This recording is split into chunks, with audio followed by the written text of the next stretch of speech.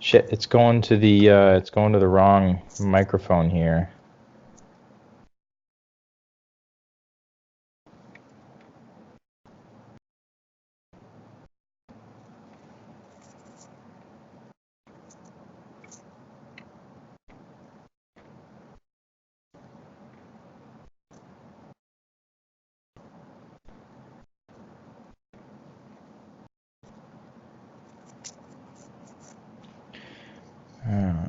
Wonder if I could do this.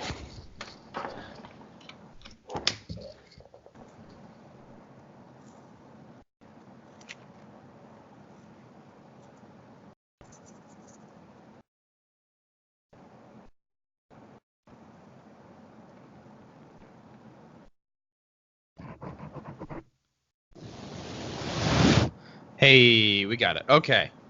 Cool. Yeah. All right, dude. It's been a while. You've been through an exciting week, and David, our mutual friend, has been titillating me with your story, but he hasn't told me anything about it. So, divulge. What's going on? Okay.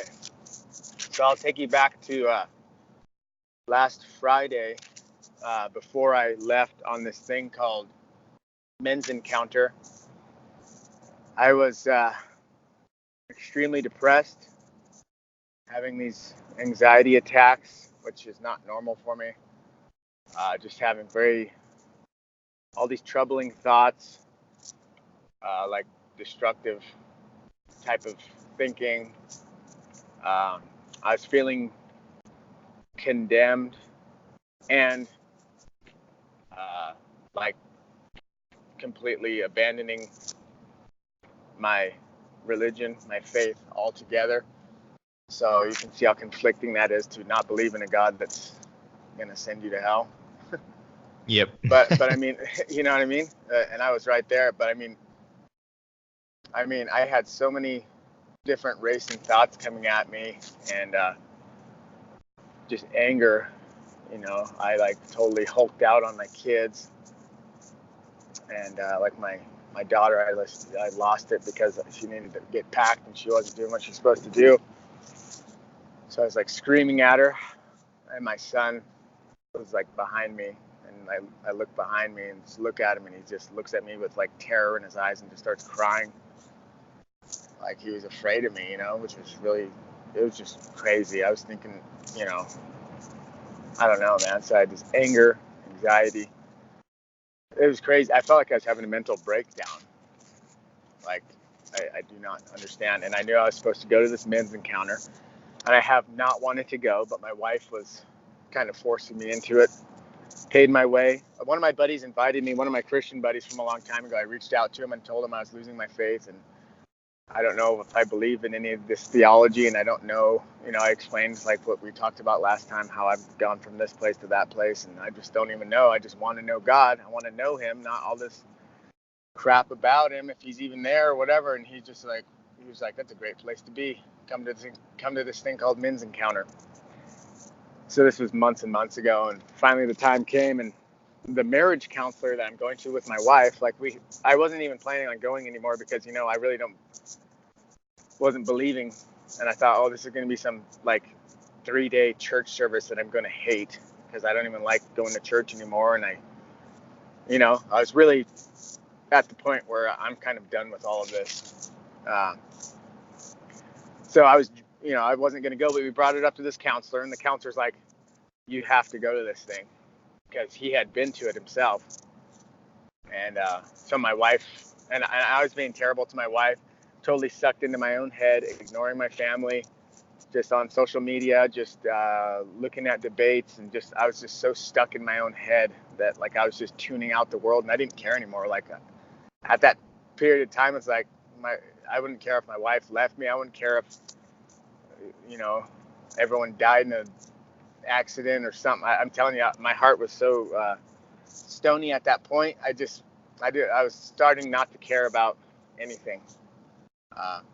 So that's what led me up till Friday. My wife paid my $150, ticket to go there.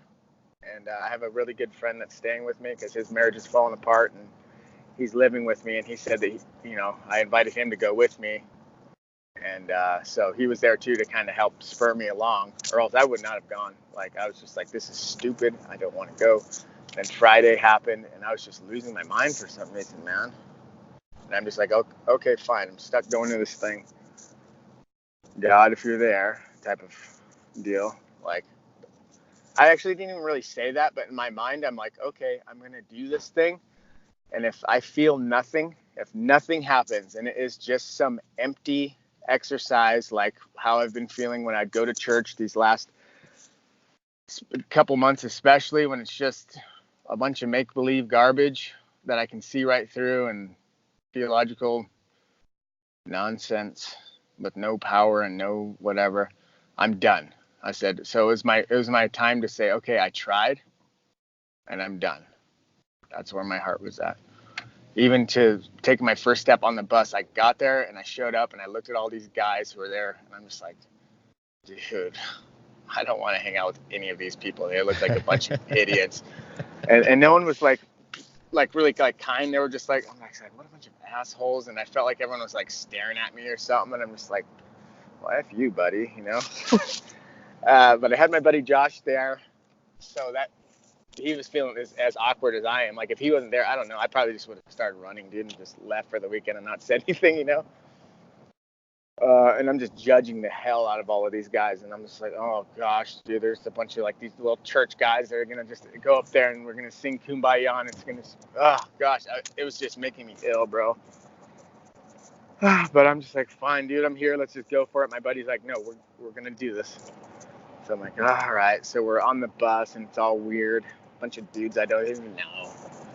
And I just strike up a conversation with the dude next to me, and kind of told him, I'm like, I'm only here because I need to see something. I need to feel something. I need to find God for real. And then he started telling me this really wacky story about this movie about a guy who's in like a car chase. And I'm just like, oh gosh, whatever, dude. Like, okay. And it's just like, oh gosh. Because have you ever kind of met any kind of kooky Christian kind of guys that Yep. go off Yeah, on plenty of them. weird tangents, and you just like roll your eyes. You're like, oh gosh, this is gonna end in just something ridiculous and embarrassing. So he's telling me this stupid story. This guy's in a car chase, and anyways, at the end, he takes an exit off the freeway, and there's like a bulldozer at the end of the exit, and he just speeds into it and kills himself. And the last scene is that guy smiling as he drives into the deal and killing himself. And he told me, and after all that, and I'm half listening to him because I'm just in my head saying, this is bullshit. Come on, shut up, please. I really regret talking to you, man. You know what I mean? I'm like, gosh, why did I engage this guy? Because he's going off for like 20 minutes on it. I'm like, okay. But then he's like, you're looking for an exit. Don't take the exit. And I was just like, oh. Because that is what I was doing, you know what I mean? Mm-hmm. I'm like, I'm just trying to find a way out, was really what I was doing. And I was drawing the line in the sand. I knew nothing was going to happen when I went out here, and then that was going to be my excuse to just say, you know what, I'm done. And even to the point, even telling my wife, family, sorry, it's all over. I don't care. I don't believe this. I'm not going to pursue any of this stuff. But that struck me right there as a little bit of like, it was kind of spooky when he said that. You know what I mean? Because I've never met this guy. He doesn't know anything about me or what my struggles are or anything. Yeah, and just a thought based on what you said so far, it sounds to me, just from an outside perspective, knowing the sort of transformation that you had at this retreat and your resistance moving into it, it sounds, if I were Satan, if I existed and I were Satan, I would take this opportunity leading up to you leaving for the retreat to drive you batshit insane, just do everything in my absolute power to derail you, to make you not go to this retreat. That's just kind of what came into my head, but keep going. I absolutely agree, because I'm telling you, Nick, the stuff that was coming into my head, it was crazy stuff, dude. It was like, Just leave your family behind. Just leave them. Go.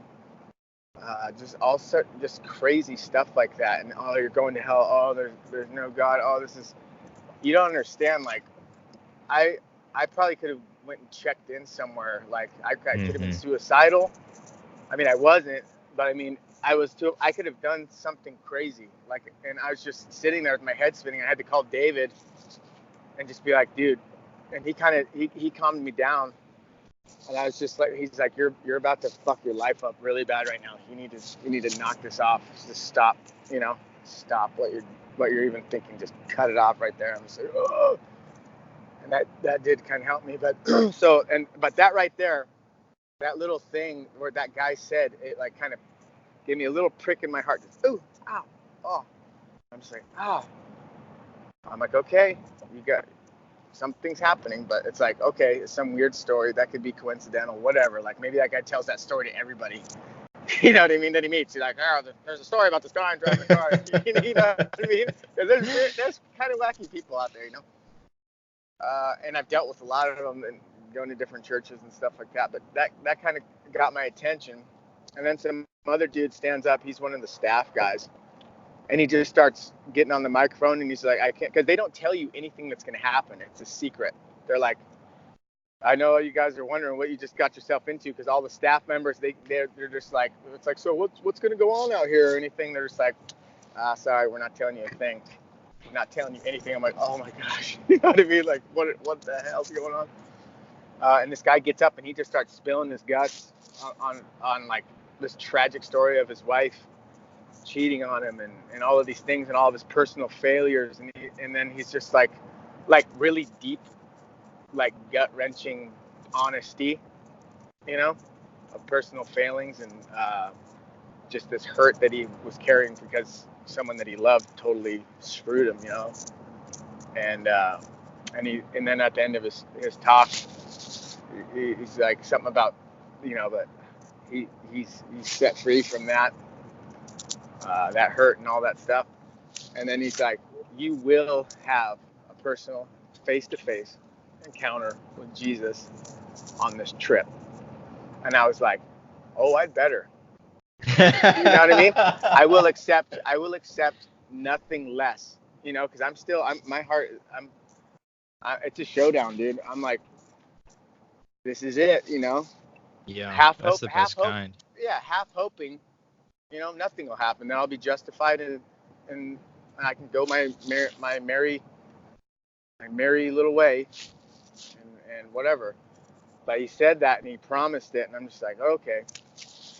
So fast forward a little bit, and I don't want to tell you too much about it, what we actually did, Nick, because I'm begging you to somehow. I want to get you out here, and I will go to one with you, an encounter. I'll pay your way. I'll do anything I can do to get you to come with me, and Yeah. I guarantee you, Nick, it'll be over. This whole thing will be over. And I'm not bullshitting you, bro. If you come with me to this thing, and they do it multiple times a year, all around, kind of. There's some in California. There's some right in my neighborhood. There's one up in Lake Tahoe. And have you ever seen Lake Tahoe? I feel like I know that name. Why do I know that name? Well, it's one of the most beautiful lakes in the world. It's a world attraction, and it's like 40 minutes away from my house here. Look it up one time, and you go. And this next encounter is going to be at Lake Tahoe, which is like one of the most beautiful vacation spots ever.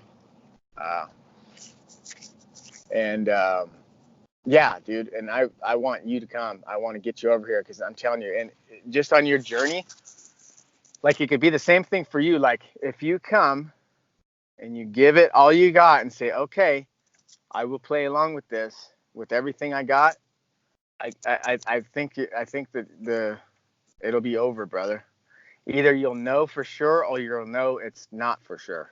Do you know what I mean? Mm-hmm. I think that'll put the nail in the coffin, or it'll resurrect you from the dead, brother. Would they let me film? Probably not, because we could probably film on the side, but not in these things, because what this is. All right, and I'll let you know some of it, because people are sharing like stuff that you don't share with people, stuff that men don't talk about. Oh, for sure, for sure. And it's like it's so real and raw. Yeah, I mean, so I've been to a few retreats before myself, and yeah, people open up. I mean, there is no more barriers. Everyone Yeah. is, gets very vulnerable, and I'm Oh sure they gosh. wouldn't want that on there. But I just Yeah. figured, the purpose of this podcast was No, originally to no, be a yeah. film, and if you say it's as good as it's gonna be, it's in my opinion that's worth filming regardless of the outcome, and Yeah. I'd love Oh to yeah, yeah. document that. You should definitely document it, and we can work it out. But I'm just saying, you're not going to want to bring it into like when they have these like kind of sessions and stuff where Hmm. dudes are getting up there. But I'm sure, yeah, definitely, dude. That's what I was thinking too. It'd be the ultimate thing for you to do, I think, for your project, because it's so authentic and so real, and you'll see the lives changed of these people the day when they go in and when they come out. Like when I went in there, like on Friday, and it's only for, it's Friday. You go there like a Friday afternoon, and then you come home Sunday afternoon, and by that Sunday, it's like you're a completely different person. My whole perspective on life still is different, and you're on some spiritual high that I've never experienced before. And they'll get mad at you if you call it a retreat, because they're like, we're not retreating from anything. We're going at this thing. We're killing Hmm. this thing. We're digging it. So if you say we're on a retreat, he said, no, retreats are when you go and you play ping pong and you sing Kumbaya and you go kayaking. We're like, no, this was intense, dude. We did like a 16-hour day and then got up really early, and this gut wrenching, heart melting stuff. You know what I mean? It was intense the whole time. You don't get any rest. You know what I mean? You don't get to go nature. You don't get to like explore it. Like, let's go take a hike. No, but I'm telling you, bro. So I'll tell you some, but I don't want to ruin anything for you, just in case you might come, because I'm telling you, bro. Even just for scientific study, Dude, you I'm should go. Come color with me me, dude. extremely interested. I mean, when's Yeah. the next one? It's coming up. The one in Lake Tahoe, which I really want you to come with me to. Geez, I think it's in like April, or Oh, it's that's a coming ways up in. away. Yeah, it's coming up in a few months or something. So we can plan. Dude, I'll let you crash on my couch. You can come. I don't care, or put you up in a hotel, or whatever it is. If you got to come down, like whatever. I don't know how you can even get down here, but yeah. But anyway, so you get up there, and it was super churchy when we first got there. It's like kind of later at night when you finally arrive. It's like 6:30 in the evening, and you're hungry, and they kind of feed you. And then they're like, "All right, let's do some worship." I'm like, "Oh, are you kidding me?" No, that's the part I hate the most. I Yeah, hate it. Like the yeah, yeah, singing the yeah. songs. I hate Christian music. It's corny. I can't relate to it. I hate it. Like I don't like it at all. Okay, so it's like, oh great, dude, what did I do? This is gonna be all weekend. So I'm sitting there kind of with my arms crossed and just like, oh, dude, I'm not even worthy, because I'm in that really bad state of mind, dude. And I'm just like, dude, I'm a piece of shit. If God's here, He doesn't want to hear my pathetic attempts to worship Him anyways, because I'm a total piece of shit, hellbound, and not even really believing anyways, but if it's true, what does He want to hear from me? That was kind of my thing. So I'm just sitting there with a bad attitude, just like totally regretting that I came out here. And he and I talked to my buddy who invited me, the guy whose name's Carl Moe, and this dude's he's an amazing guy. You'll meet him if you come, and you will love this guy. He's just like, I told him, I was like, yeah, I'm not really into this, man. I don't want to sing. I don't want to do this stuff. I'm like, I'm not worthy. I don't feel like it. I don't want to do it. And he's just like, okay, you get out there and you worship and you sing like you never have before. Like, just even if you don't feel like it, put your hands in the air. And I hate that putting the hands in the air stuff. Have you seen that? Like Dude, when they're singing? I was in the the charismatic revolution of the Catholic Church. Ooh, yeah. Okay, so it's weird. And even one of the guys, one of the servers there, he's talking about raising your hands and doing all that stuff. He's like, yeah, I used to think you guys were all gay for doing that, but now he was like a big tough guy, all like yoked out, like a roids looking guy, and he's like, I thought you guys were a bunch of fags. Well, you know what, I did it anyway. Or something like that. It's so funny, man. But I'm like, yeah, I feel you, man. Or just like, oh, look at me, I'm so spiritual, doing the Jesus high five thing, So, yeah. But anyways, so I'm like, fine, I'm here. I'm gonna try, because if I went up there and I half-assed it, then it could always come back down to, well, you didn't really go after it. Yep. You know what I mean? Like, oh, well, there would always be that little bit of doubt that's saying, because you know how sometimes they'll be, it's such an annoying thing, you just want to punch them in the face. Well, you just didn't have enough faith, man. Mm-hmm. You just didn't really try. It's like, fuck you. You know what I mean? 100%, yeah. And that really bothers me, and people say that. But so I was just like, okay, I'm here. I'm going to give it what I got. So I go out there, the next little worship thing. Worship session or whatever, and I'm like, fine, man. And I put up my hands and I started singing this stupid song, a song that I hated too. Like, I remember these guys. I hate this stuff. It's just this cliche, sappy kind of stuff. That it just seems like, oh yeah, these guys are just writing this to dummies just to get a check. You can totally tell. But anyways, I just give in and start singing, and my heart starts changing a little bit right after that. Like, all of a sudden, by like the third chorus or something like that, it's like I start feeling something, like this ice. My heart, that's just straight ice, starts melting just a little bit, starts thawing out just a little bit. I'm like, oh man. I'm like, oh, well, that was kind of cool, And then we just start having the sessions. And it's just like, okay, we had dinner, we sang a bunch of songs, can we go to bed now? It's like, no. Our night's just started, you know what I mean? And so a guy gets up and starts talking. And I'm telling you, man, he gives his story. And he's like spilling his guts on some stuff that you're like, oh my God. And all of this stuff. And there's like, I don't know, I really don't want to ruin anything for you, buddy. Dang it, but I got to tell you. Well, and then we did this thing. Wow, geez, yeah, this is like a big... Well, here... a big part of it. I don't want to tell you because... I have questions planned, okay. And how about I ask you the questions, and if you can't answer them, you can... No, shoot me the questions, and I had a few things that I absolutely wanted to tell you, what I came away from this thing, why it changed me. And stuff. So I have just a few points too, but yeah, ask away, brother. Sure. So, what you were miraculously cured from a methamphetamine addiction, right? Yes. And absolutely. that was, I feel like if I were God and I cured you, and then 10 years later, I see you blundering around wondering if there's a God, I'd be like, bro, are you kidding me? Yeah. So what makes this retreat that much more miraculous and impressive than that? Okay. All right. So, and that's perfect because, all right. And there's a story in the Bible about Jesus comes in contact with these 10 lepers. Okay. And yep. Jesus just like heals them all. It says, go show yourself in the town that you're healed of this leprosy, because they were kicked out of the town and pretty much just shunned for having a disease, which is really screwed up. But anyways, he heals them all, and only one of them comes back to Jesus and worships him. And Jesus is like, where's the other 9? Where's your homies?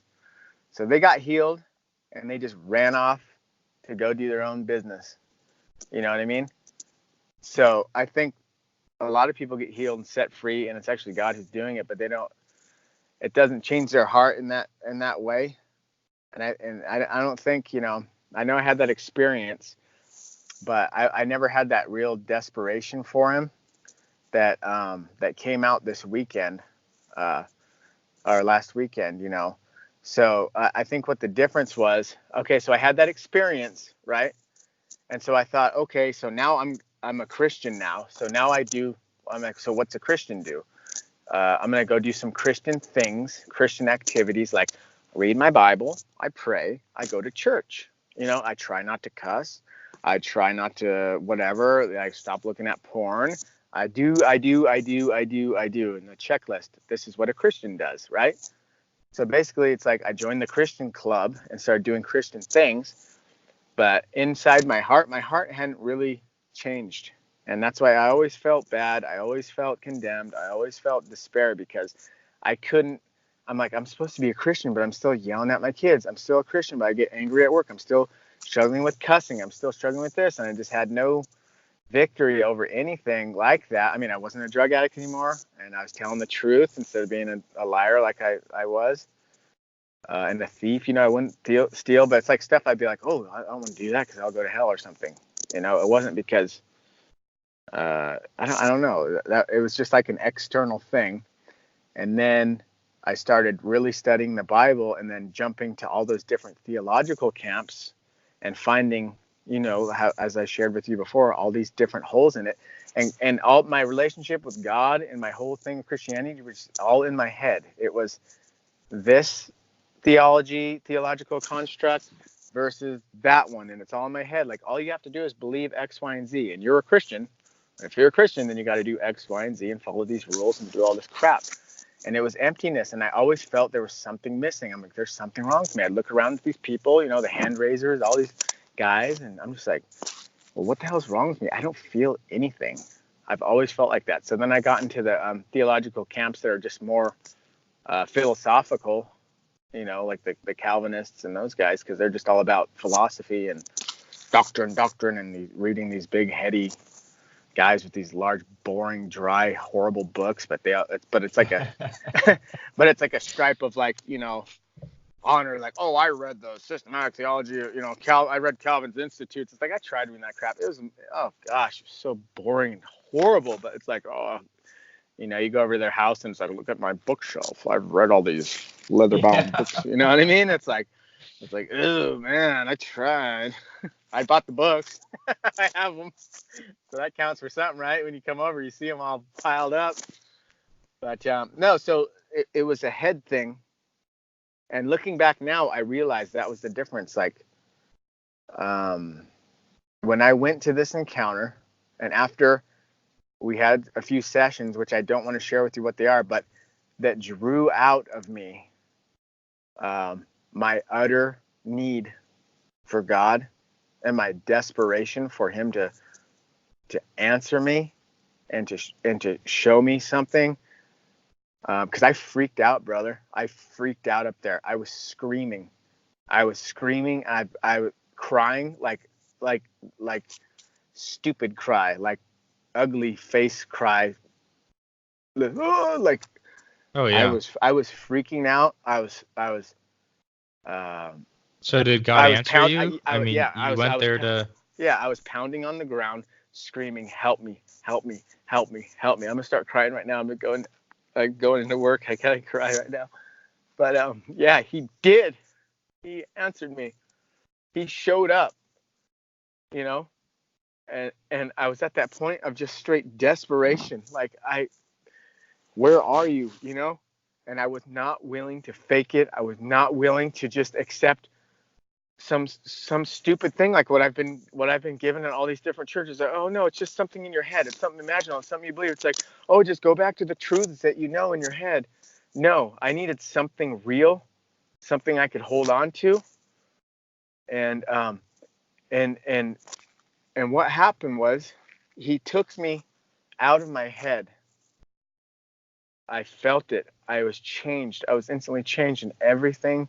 Not instantly. It was the process of this weekend of purging, and they go through all these exercises which reveal all of the shame, guilt, resentment, and all of these things that you're holding on in your heart. What I've been holding on to all of this time.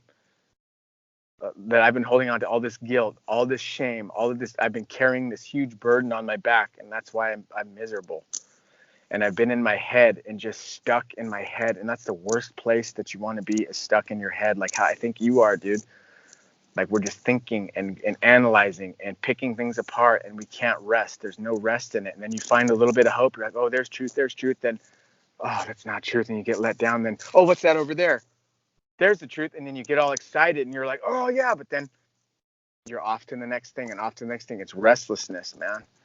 You have no footing. You have no, and that's how I've been for this whole time, even as a Christian. But I know now, I was playing church. I had an encounter with God then, when the thing happened with the drugs.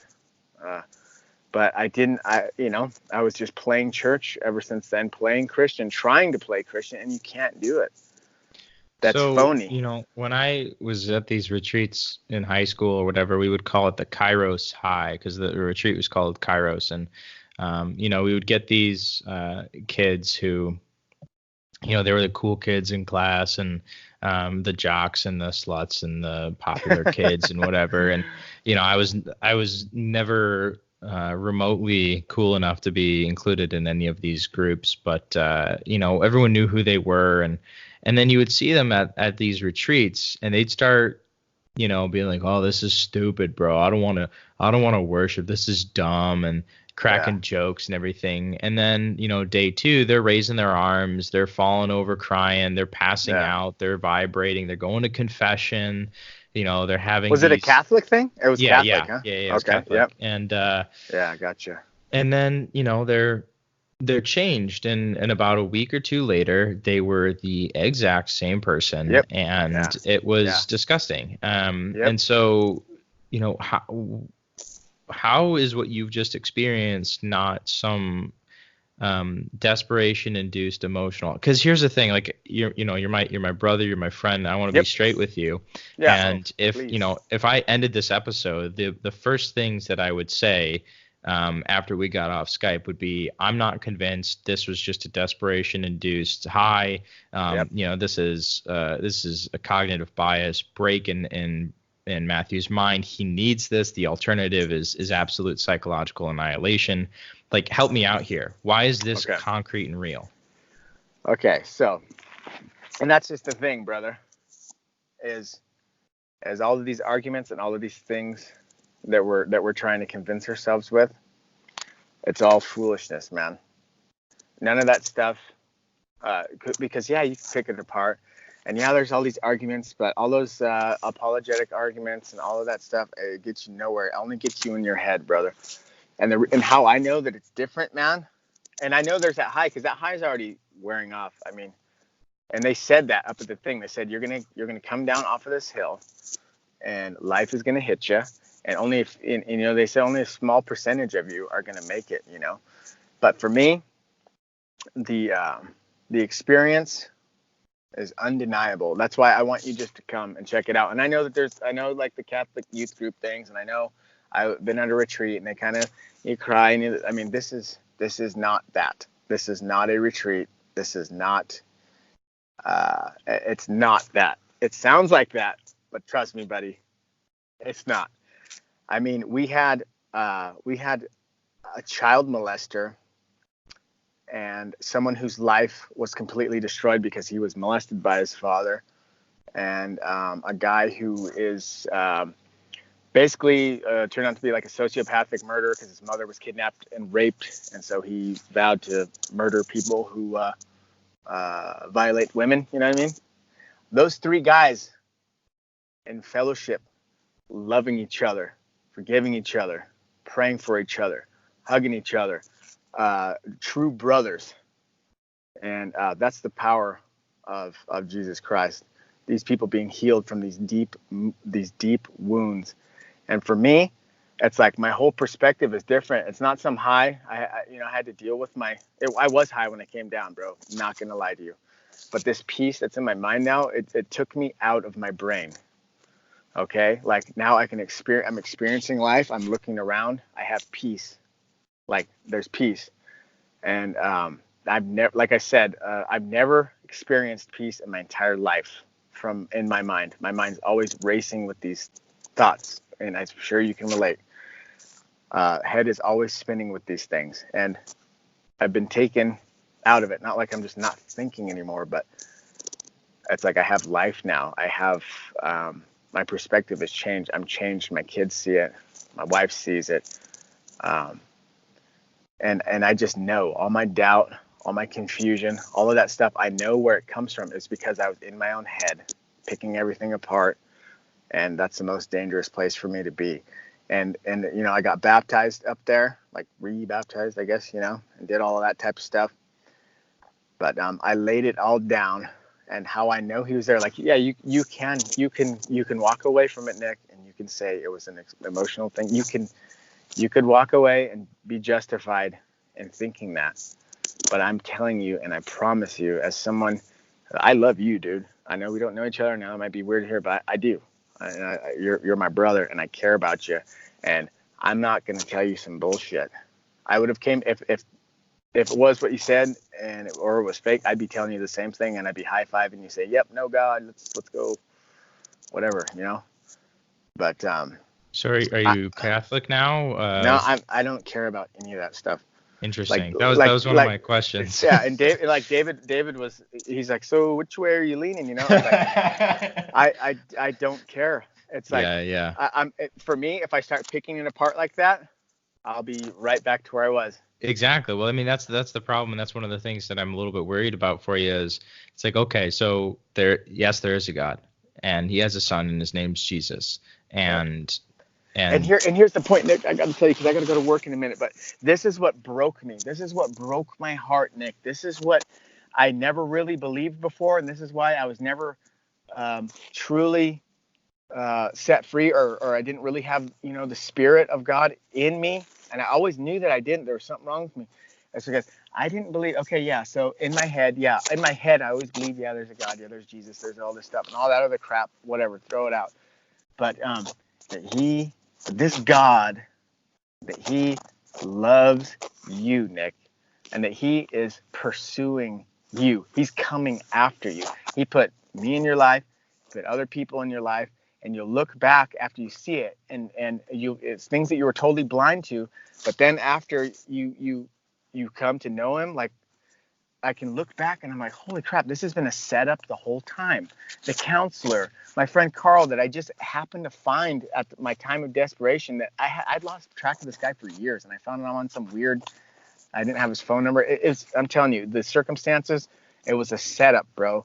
A total setup, a divine conspiracy. It was a setup. And I can look back and say, oh yeah, all coincidences? No, I'd be an idiot to think that. And along this time in the weekend, like the guy on the bus saying some weird thing that was actually true, I'm telling you, Nick, almost every single speaker that got up there said something that was so specific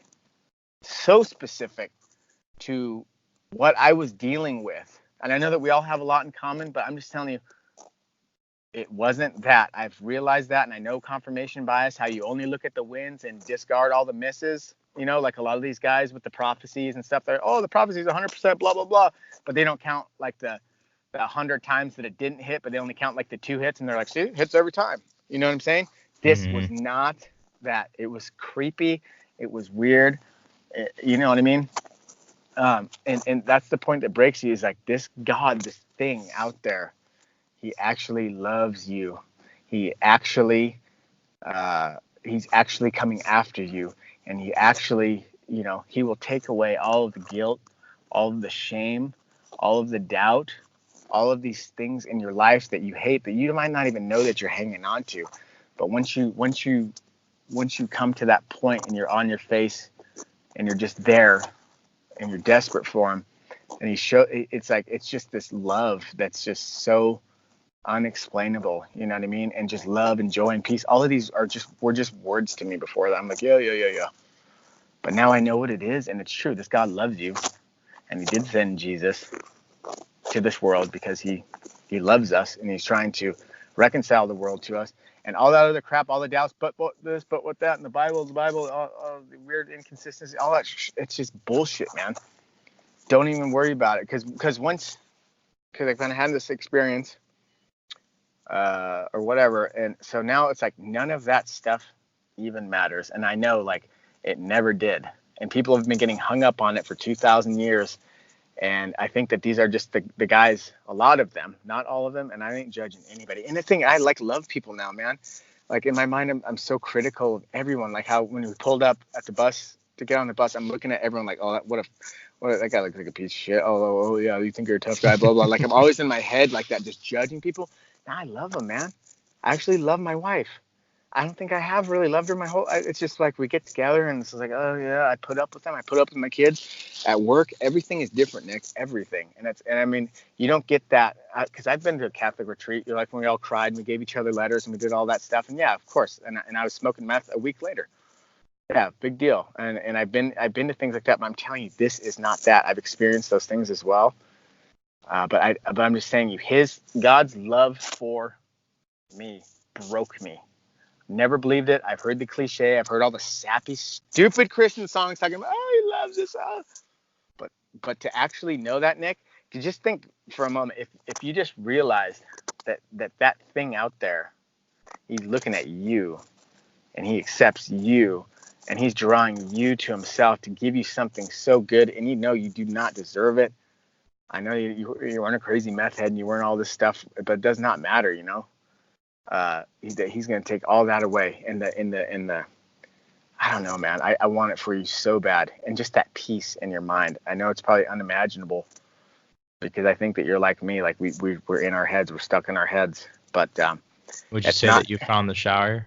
Oh, I'm in it, bro. You're in it? I'm living it. And I don't think that there's any going back for me at this point because it happened. He showed up and you can say, and anyone can say, oh yeah, he was just, mental break or something like that. But that's not how my mind works. I've been trying to like trick myself into believing stuff for the last 8 years and it doesn't work. It doesn't last. And we'll see. I mean, if in 2 weeks or in a month we're talking and I'm like, I don't know, bro, then we'll know it was fake. We'll see where it goes. But I'm telling you, brother, and I'm begging you to please consider it and please come with me to this thing and give it your all, lay it all down at this one point, and I'm telling you, you will be surprised one way or the other. I'm begging you, bro.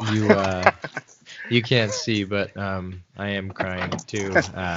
He loves you, bro. Let that just melt you. He freaking loves you, and that's enough for me, man. And he doesn't care about all this other bullshit we're all so concerned about, and you don't have to worry about it. I don't have to worry about any of that stuff, man. All the doubtful stuff. Gosh, I love you, man, but I have to get into work at 7. I don't want to get in trouble. All right, but, you have a great day, and you too, man. Thanks for this, man.